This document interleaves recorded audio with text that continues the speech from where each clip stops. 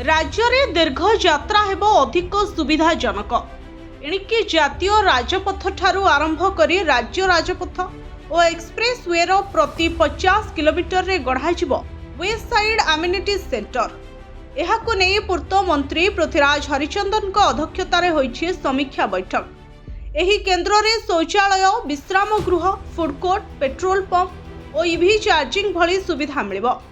एथिपाई विभिन्न सरकारी तैल कंपानी सह खूब शीघ्र बुझामणा पत्र स्वाक्षर हेबार योजना रही। तेबे दीर्घ रास्ता यात्रा समय यात्री को आउ हैरान हेबाकू पड़िबो नाही।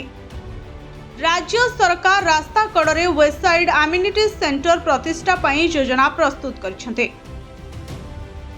एहाकू नेई आईन, पूर्त और अबकारी मंत्री पृथ्वीराज हरिचंदन अध्यक्षतार उच्चस्तरीय बैठक अनुष्ठित होईछे।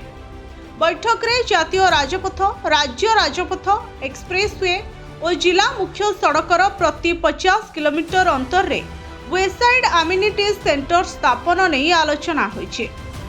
एहा द्वारा ट्रक चालक, बस यात्री एवं व्यक्तिगत गाड़ी रे यात्रा करुवा लोक माने आवश्यक सुविधा पाई परिबे। एही सेंटर रे पुरुष और महिला पई पृथक शौचालय, विश्राम गृह, फूड कोर्ट, पेट्रोल पंप सह ईवी चार्जिंग सुविधा रहिबो।